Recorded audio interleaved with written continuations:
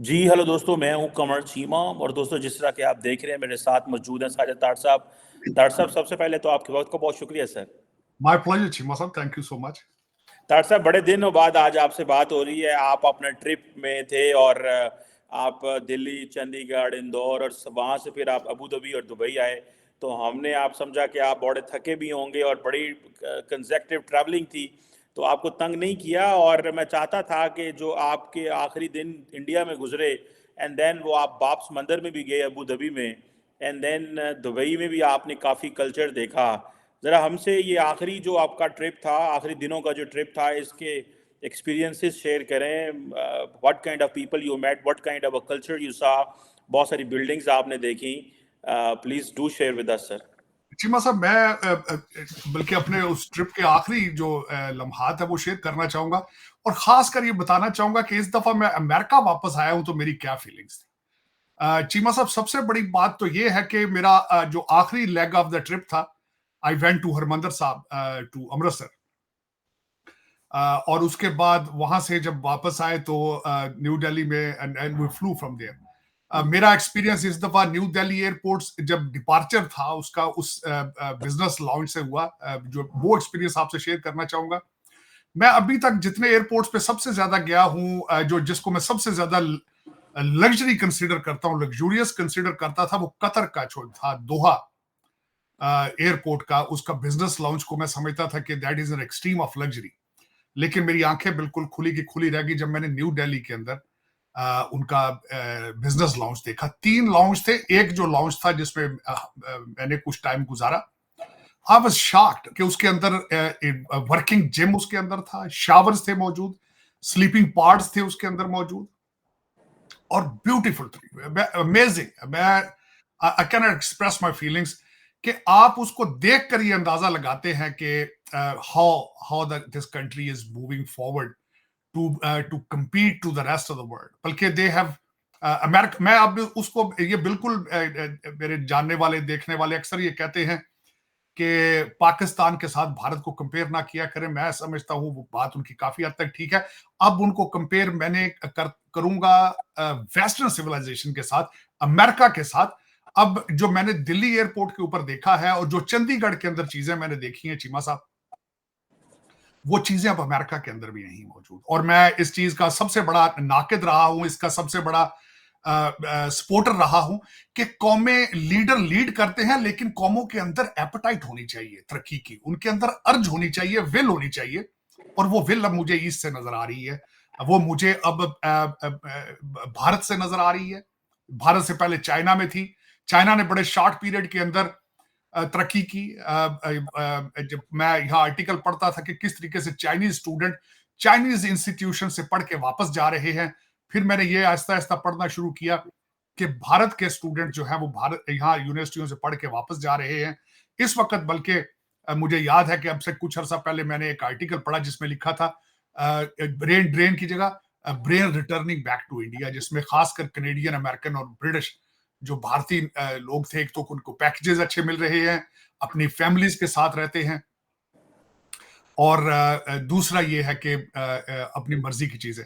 खासकर चीमा साहब, एक चीज शेयर करना चाहूंगा, मेरी तस्वीर हरमंदर साहब के साथ है। मेरे लिए सबसे बड़ा एक वाकया आपके साथ शेयर करना चाहूंगा।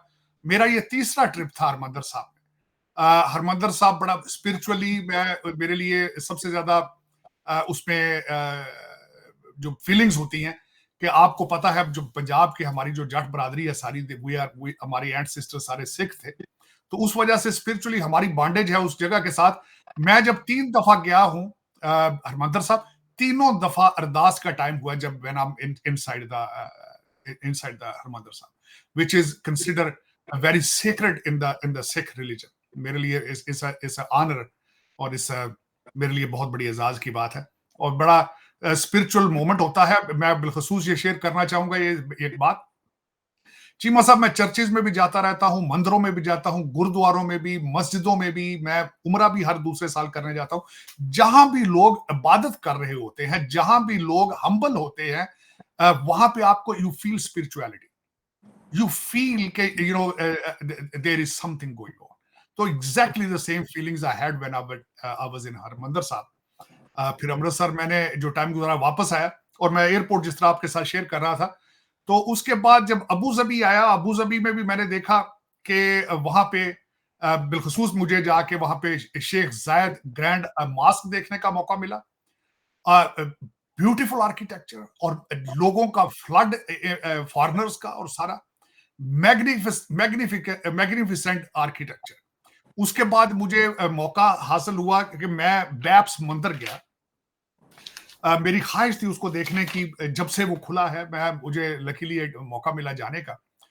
तो उसमें जाके मैंने देखा, बल्कि मेरे साथ जसदीप साहब थे, उन्होंने बताया कि यहाँ पे जो पानी है वो गंगा जमुना से लाया गया है, पानी वहां रखा गया है। मूर्तियां सारी की सारी जो है वो भारत से बन के गई हैं। 7 उसमें मुख्तलिफ एंगल्स उसमें लगाए गए हैं, जो 7 एंगल 7 गल्फ स्टेटों को रिप्रेजेंट करते हैं। तो मैंने वहां पे वो एक आए है वहां से, उससे भी मंदिर को का व्यू किया, उसको देखा। It was a marvellous structure मेरे ख्याल में। और उसके बाद और बड़ी दूर से नजर आता है, मैं बिलखसूस शाम के वक्त गया था, तो चारों तरफ से वो बड़ी दूर से नजर आता है। मंदिर जो है इज वर्थ सीइंग इट। उसके बाद चीमा साहब, वहां पे मैं मिरेकल गार्डन गया, जो कि डेजर्ट के अंदर उन्होंने लाइव पौधों के साथ जो आर्किटेक्चर है, जो उन्होंने गार्डन बनाया है, वो भी देखने के लायक है। और उसके बाद मैं उसके बाद दुबई वर्ल्ड के अंदर, जिसमें सारे मुल्कों को के उनके रेस्टोरेंट और दुकानें हैं, जिसके अंदर भारत का मैंने देखा बहुत बड़ा उनका पेविलियन था, पाकिस्तान के पेविलियन को मैंने देखा, अमेरिका के पेविलियन को देखा, एंजॉय किया। और जो दुबई का जो मैंने खासकर जो चीजें नोटिस की अबू धाबी और दुबई के अंदर, पैसा जाहिर उनका है, लेकिन दिमाग दूसरे लोगों का है, इमिग्रेंट्स का लगा है वहां पे। और जो मैंने उनकी बिल्डिंगें देखी हैं, डाउनटाउन देखे हैं, बिल्कुल इसी तरह लगता था जिस तरह you are in Star War. फिर उनके एयरपोर्ट, जिस तरह आपको पहले ही पता है कि वो they are second to none. तो चीमा साहब, उसके बाद जो 2-4 चीजें मैं शेयर करना चाहूंगा। मैं पहली दफा 35 साल में अमेरिका आया हूं तो मायूस हुआ। मैं जब भी अमेरिका आता था पहले, चाहे मैं रशिया गया, चाहे मैं चाइना गया, चाहे मैं यूके यूरोप जाता था, वापस आता था तो I always used to have feelings कि I have landed to the best country on the planet. इस दफा मुझे, जब मैंने लैंड किया है डलस एयरपोर्ट पे, तो मुझे लगा है जिस तरह मैं 50 साल पीछे आ गया। Crippling structure, crippling structure. और मैं एक हंसी वाली चीज भी आपके साथ शेयर करना चाहूंगा कि आती दफा इमिग्रेशन जो है, इत्तेहाद पे मैं आया हूं तो इमिग्रेशन अबू धाबी के अंदर हो गई। तो वहां मेरी एटलीस्ट 15 दफा पासपोर्ट चेक किया गया। हर जब भी आप टर्न लेते हैं, आगे बंदा खड़ा होता था, वो पासपोर्ट पूछता था। मैंने अजरा मजाक मैंने कहा, यार कि इतना पासपोर्ट क्यों चेक कर रहे हैं, 15 लोग चेक कर रहे हैं। तो इमिग्रेशन का जो ऑफिसर था, वो मुझे कहता, because you are going to America. मैंने उसको कहा, भाई मेरा पासपोर्ट 15 दफा चेक कर लिया, मैक्सिको का बॉर्डर तो बिल्कुल खुला है, उधर तो जाते नहीं हो तुम। 3 लाख बंदा एक महीने में क्रॉस कर रहा है बॉर्डर, और यहां पे आप अबू धाबी में आपने 15 दफा एयरपोर्ट के ऊपर मेरा पासपोर्ट चेक कर लिया। चुप कर गया था वो। उसके बाद जब मैं नीचे उतरा, दूसरी बात जो शेयर करना चाहूंगा चीमा साहब, मैंने जाके जो लगेज की कार्ट है वो मैंने न्यू दिल्ली ली, कोई उसके चार्जेस नहीं थे। अबू धाबी मैंने कार्ट ली, कोई चार्जेस नहीं थे। उतरता क्या हूं मैं डलस एयरपोर्ट पे, $6 उन्होंने चार्ज किया है कार्ड यूज करने, कार्ड डाल के मैंने $6 लिए। गुर्बत मुझे नजर आई है इस वक्त। मैंने इस दफा मैं उतरा हूं एयरपोर्ट पे, अमेरिका गरीब नजर आया, यतीम नजर आया इस दफा मुझे अमेरिका, फर्स्ट टाइम। और मैं आज भी I am heavy hearted, because this is my I मैं किश्तियां जला के यहां आया था। This is the country, this is my kids country, this is my grand kids country. Directionless, helpless, leaderless, hopeless, hopeless. इनके बच्चे रिफ्यूज कर चुके हैं कि हमने तालीम हासिल नहीं करनी, ये रिफ्यूज कर चुके हैं हमने नहीं पढ़ना। मैं जहाज में बैठा, मैंने फॉक्स चैनल, मैंने इंटरनेट लिया जहाज के अंदर, तो मैं फॉक्स की न्यूज देख रहा था। तो बाल्टीमोर से एक 11 साल का बच्चा, 17 गाड़ियां उसने चोरी की, 17 कार्स। ये आप फॉक्स के गूगल करके देख लो, उस पर न्यूज के ऊपर मौजूद है। 11 साल का बच्चा जो भी गाड़ी चलाने की सलाहियत नहीं रखता, 17 गाड़ियां उसने चोरी की, उसको छोड़ दिया गया। ये फ्यूचर है ऑफ दिस कंट्री। मैं उतरता गया हूं एयरपोर्ट के आगे, तो वही टूटा एयरपोर्ट है, टूटे इमिग्रेशन और कस्टम्स के लोग, रूड, बदतमीज, और airport crippling, crippling airport, dirty, nasty. जहां से मैं अबू धाबी, दुबई और दिल्ली एयरपोर्ट देख के आया, चंडीगढ़ देख के आया हूं, मुझे वहां फ्यूचर नजर आ रहा है, पैसे की रेल पेल नजर आती। चीमा साहब, मैं पहले जिंदगी के अंदर, I'm a very practical person, मैं ज्यादातर जब ट्रैवल करता था इंटरनेशनल, मुझे एयरपोर्ट से पता चल जाता था इस मुल्क की इकॉनमी का क्या है। लोगों के कपड़ों से, लोगों के चेहरों से, लोगों के सूट केसेस से पता चल जाता है इस कंट्री की इकॉनमी क्या है। बिजनेस लॉन्च से अंदाजा हो जाता है कि कंट्री की इकॉनमी क्या है। मैंने डिप्रेशन देखा है इस वक्त अमेरिका के अंदर, और वाकई ही मैं जब आया हूं, मैं कल से खबरें पढ़ रहा हूं, मेसीज अपने स्टोर बंद कर रहा है, वॉलमार्ट अपने स्टोर बंद कर रहा है। फेक लोगों को बता देते हैं कि जी इन्फ्लेशन नहीं है, लोग इन्फ्लेशन से बेरोजगारी, हालात खराब है इस कंट्री में, ना किसी को, और सिर्फ पैसा जंगों के लिए देते हैं क्योंकि उसमें से किकबैक्स लेते हैं। अमेरिकन मिलिट्री इंडस्ट्रियल कॉम्प्लेक्स जो है वो लूट रहा है इस मुल्क को, सिर्फ इस पे पैसा जा रहा है। इस मुल्क के अंदर एक सड़क सीधी नहीं, एक सड़क नहीं बना सके पिछले 25 सालों में। यूपी के अंदर 6 नए एयरपोर्ट बन रहे हैं। आप मुझे अमेरिका में बताएं कितने एयरपोर्ट बन रहे हैं। अमृतसर का अलग एयरपोर्ट है, जयपुर का अपना एयरपोर्ट है, हर स्टेट के अंदर 6-6 एयरपोर्ट है। लेकिन यहां पे आप मुझे बताएं पिछले 25 सालों में कोई नया एयरपोर्ट बनाओ, कोई नई सड़क बनी हो। हाँ, 1960s में बनाया था जब ये तरक्की कर रहे थे। तरक्की के लिए वहां पे कॉमर्स, अब वहां पे, अब मैं उसकी छोटी एक और बताता हूं बात, ये छोड़े इस पर। चीमा साहब, परसों मोदी साहब ने जाके कलकत्ता में एक अंडर वाटर टनल का इफ्तिताह किया है, और मैं उसके बाद बताना चाहूंगा कि उस पर खासियत क्या है उस टनल की। 4.8 किलोमीटर की टनल है, 9 feet deeper than the level of the river, 9 metre deeper, और कंप्लीट की है 66 दिनों के अंदर। 66 दिनों के अंदर कंप्लीट की गई। मैं जब भारत के अंदर वहां मौजूद था, $10 बिलियन का सेमी कंडक्टर का प्लांट लग रहा है गुजरात के अंदर, $10 बिलियन उसकी लागत होगी। कमाल क्या होगा, 100 दिनों के अंदर अंदर वो कंप्लीट होगा, 100 दिनों के बाद वो ऑपरेशनल होगा। तो चीमा साहब, ये मुझे बिल्कुल, मैं इस बात पे, ये मैं सर्टिफिकेट इस वक्त लेकर आया हूं या देकर आया हूं कि वाकई ही sun will be rising from India. कौम के अंदर मैं एपेटाइट देख कर आया हूं, कौम के अंदर मिडिल क्लास की तालीम देख कर आया हूं। मैं हमेशा आपको यह कहता रहा हूं कि भारत का सबसे बड़ा वेपन जो है इंटरनेट, उनका institute of technology, Indian institute of technology है, जो कि बहुत रैपिडली तरक्की कर रहे हैं। जिस तरीके से वो, और दूसरा मेरे लिए एक और बड़ी आनर की बात है चीमा साहब, कि मैं वापस जा रहा हूं to deliver a lecture on geo economics and geo politics पे, Indian institute of management. I will be going back in way. तो लेकिन ये कि चीमा साहब, जो मैं अपनी फीलिंग्स लेकर आया हूं, मैंने आपसे वो शेयर की हैं। दूसरा, जब बात करते हैं कि हम आगे कहां जा रहे हैं, पाकिस्तान के अंदर चेंजेस, आप जाहिर है हम पाकिस्तान को भी टच करते हैं। मेरे मादरे मिल्लत है, मेरा होम कंट्री है, मेरा होम कंट्री तो America, but it's my mother country Pakistan. नई उसमें जो हमारी कैबिनेट है, नई असेंबली है, उसने अपना हल्फ उठाया है। शहबाज शरीफ साहब ने सलूट कर दिया है आर्मी चीफ साहब को।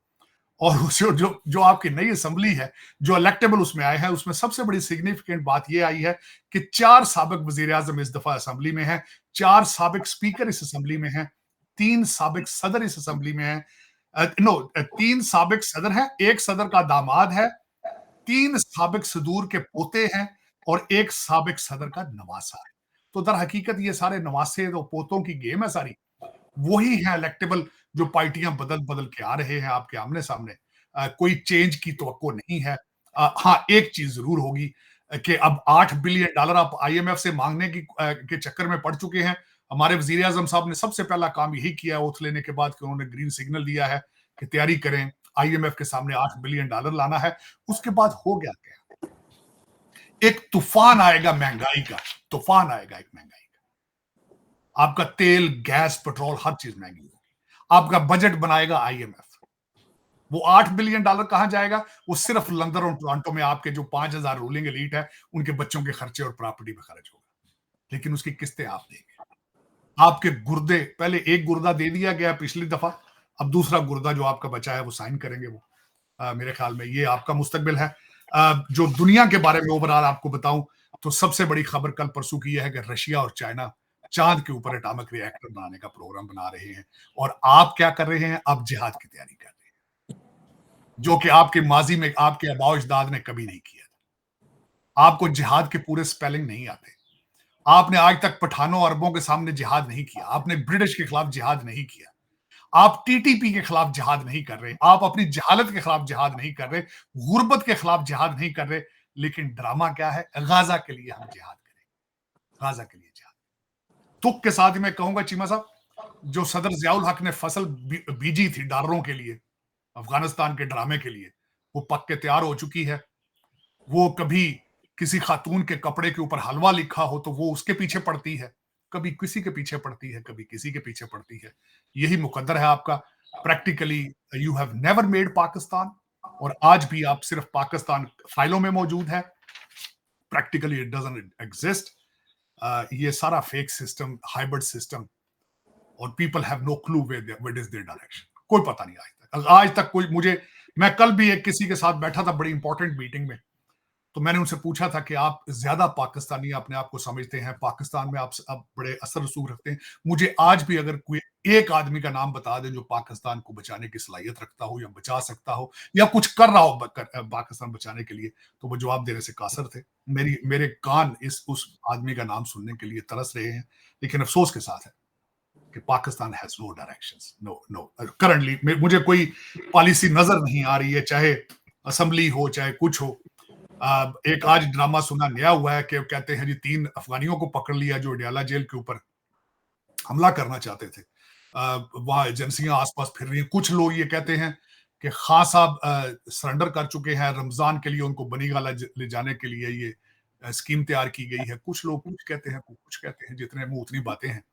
लेकिन ये कि इस तरह कंट्री चलते नहीं है। जब जेल को हॉलिडे इन बना दिया जाए, मैरियट बना दिया जाए, जब मैरियट को जेल बना दिया जाए, तो फिर इस तरह तो नहीं रचीमा सब चल रहा। आठ मेरे ख्याल में IMF का आपको पैकेज नहीं लेना चाहिए, सर्वाइव करना चाहिए।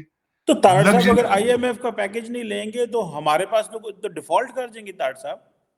चीमा साहब आप पहले भी डिफॉल्ट कर चुके हैं, आप कौन सा चल रहे हैं? आप लेकिन अगर तारड़ देखा जाए तो साहब आप चल तो नहीं चीमा साहब। देखिए दो चीज, जब चीमा साहब जब आप अपने लोन की किस्त देने से कासर हो, उसको डिफॉल्ट कहा जाता है। आपने लोन की किस्त देने के लिए कर्जा ले रहे हैं तो आप इसको डिफॉल्ट नहीं कहते। ये क्या है ये सारा कुछ?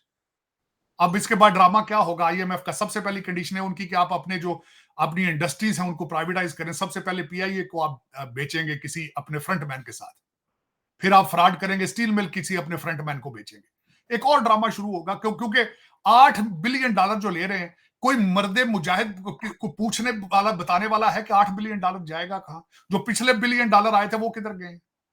किसी ने बताया आज तक?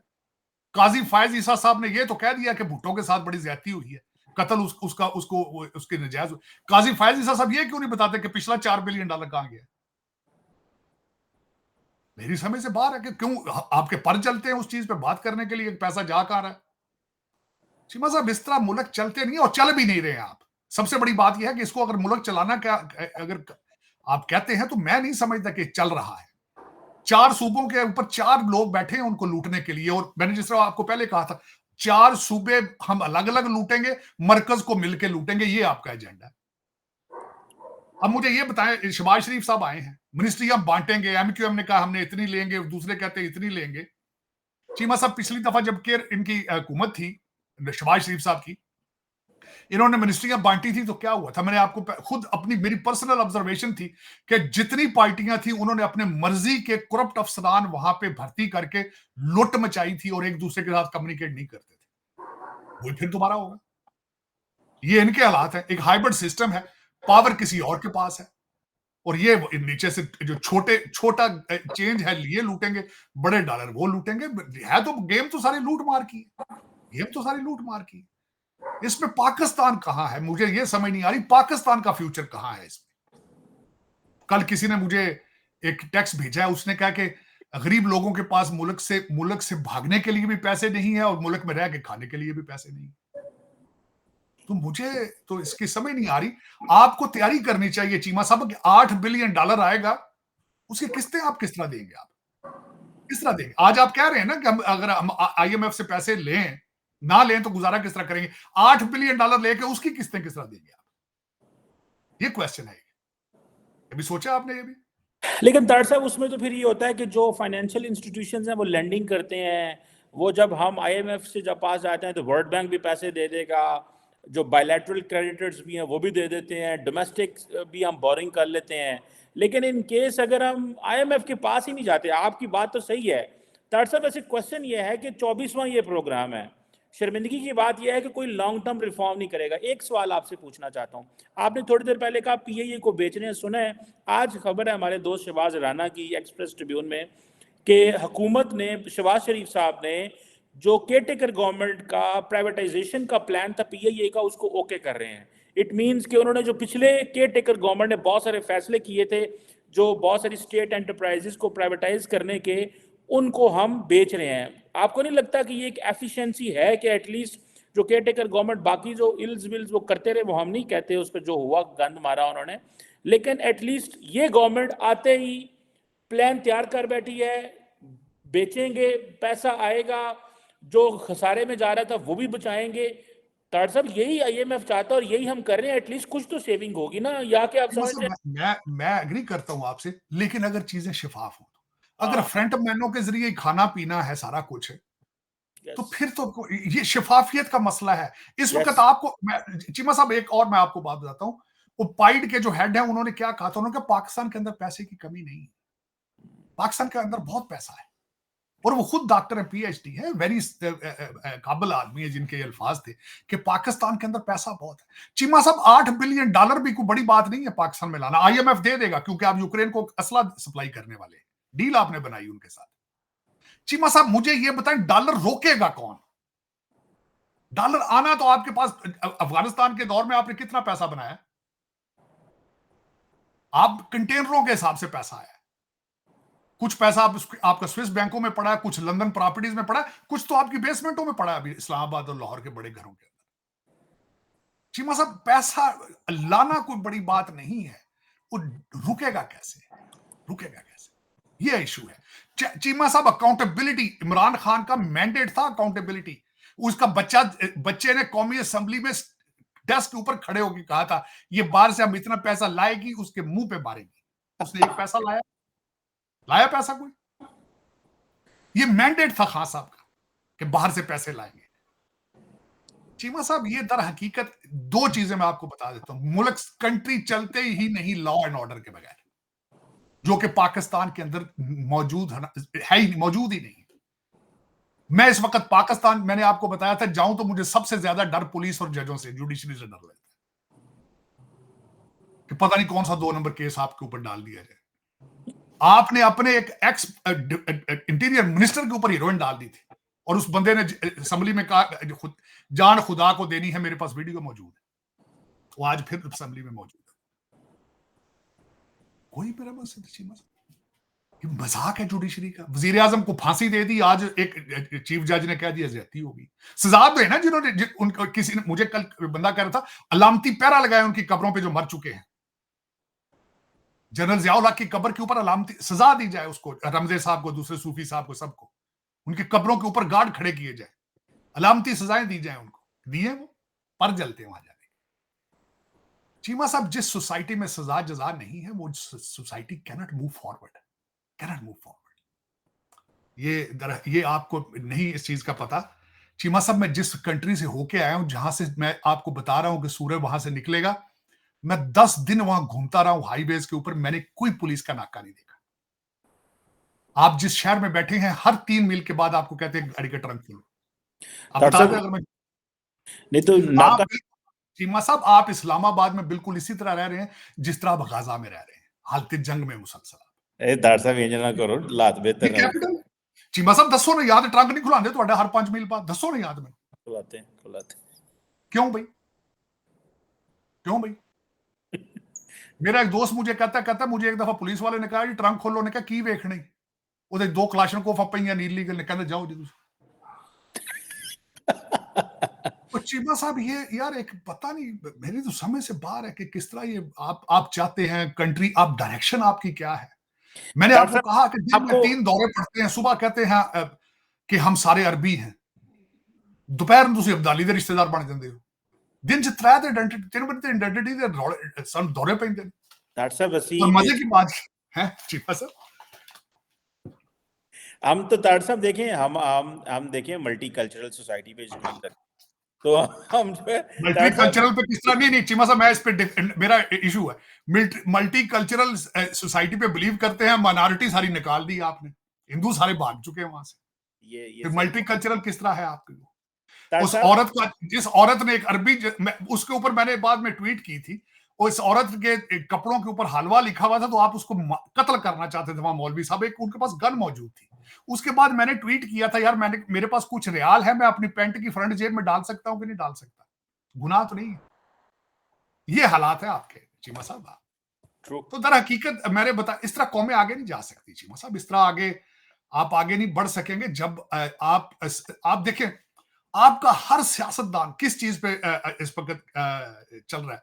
खान साहब ने 3 के 3 कार्ड इस्तेमाल किए जो सख्त खतरनाक थे कौम के लिए, एंटी अमेरिकन, एंटी फौज, और फिर मजहबी कार्ड, ये तीनों इस्तेमाल किए, और जो चले फिर वो, और आज भी चल रहे हैं, जादू सर चढ़ के बोल रहे हैं। आज वो तार बंदा साहब। मुर्शिद बन चुका है। आज आपके एक एमएनए जो कि बहुत उनके पार्टी के, उनकी आंख का तारा है, उन्होंने ट्वीट किया है, उन्होंने कहा कि इसकी इसकी इसकी कदर करो, मुर्शिद जैसे लोग 400 साल भी पैदा नहीं होंगे फ्यूचर में। और फिर वो मुर्शिद है, वही बंदा जब अदालत से वापस आया था, उसके हाथ के अंदर आधी पानी की बोतल थी, उसने कहा जाओ पाकिस्तान के दरियाओं में इसको डालो जाके, ताकि लोग पिए। मुर्शिद के कहते हैं ये बरकत पड़े इस कंट्री के अंदर। आपका इस वक्त जो ऐन के साथ उमर अयूब है, जिसको सिर्फ इसलिए प्राइम मिनिस्टर कैंडिडेट बनाया गया ताकि फौज से रिलेशनशिप ठीक हो सके, कि उनका बाप भी कैप्टन था, फिर उसका दादा भी जो था वो जर्नैल था, सिर्फ इसी वजह से बनाया गया है। और वो बंदा जॉर्ज वॉशिंगटन से बैचलर और एमबीए जॉर्ज वॉशिंगटन का है। स्टेटमेंट उसकी क्या कहता है? कहता फरिश्तों ने पीटीआई के डब्बों में वोट डाले। जी बस, आप ये जिनों के साथ आप एटॉमिक पावर चलाना चाहते हैं, आप चलाई आपने 3.5 साल काले बकरों के साथ, मिर्चें जला जला के आप एटॉमिक पावर को चलाना चाहते हैं। दुनिया क्या कह रही है आपके बारे में?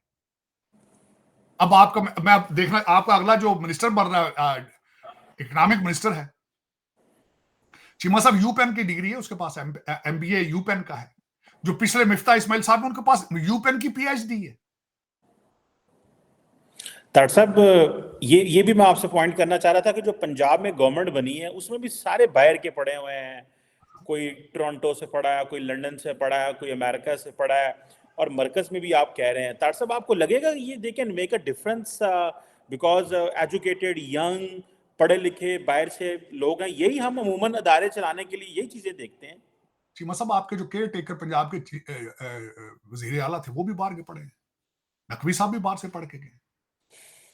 मैं जब ये सारी सारी आपकी कैंपेन देख लेता हूं, फिर मुझे लामा इकबाल का शेर याद आया कि फूल की पत्ती से कट सकता है हीरे का जिगर, मर्दे नादा पे कलामे नर्मो नाजुक बेअसर।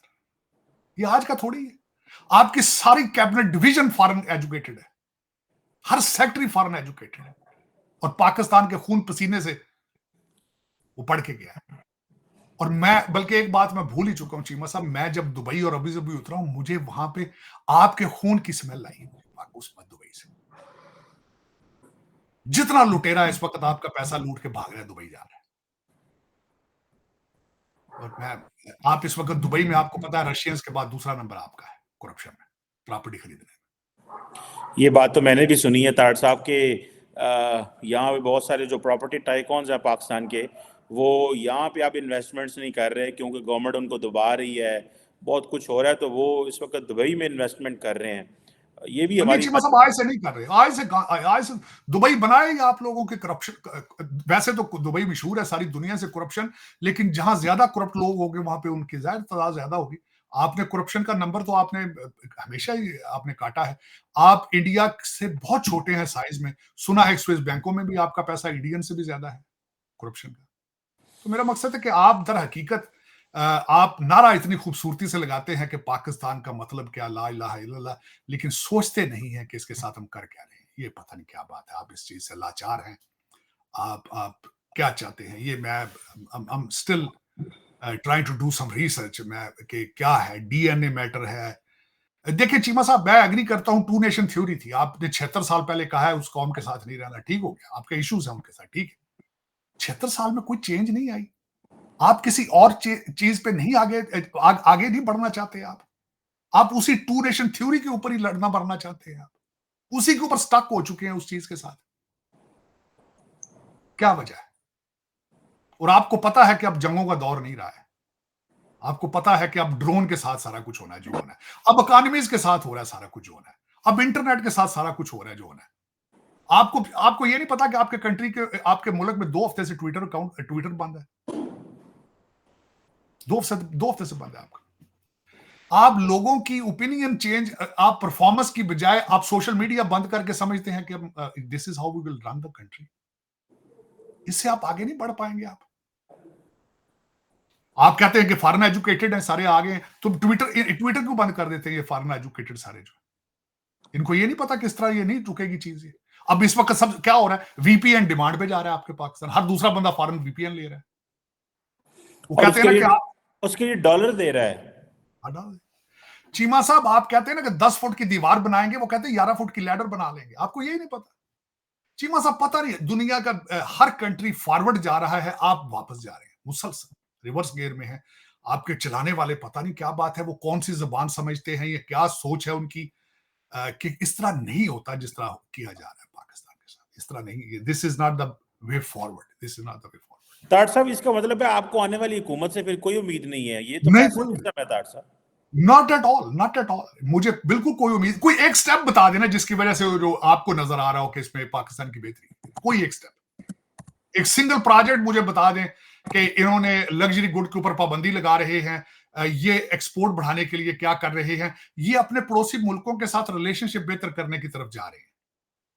मैं बड़े वसूख के साथ ये कहना चाहूंगा, जब तक आप अपने पड़ोसियों से रिलेशनशिप ठीक नहीं करेंगे, आप तरक्की नहीं, आप सर्वाइव नहीं कर पाएंगे। तरक्की तो बात की बात है।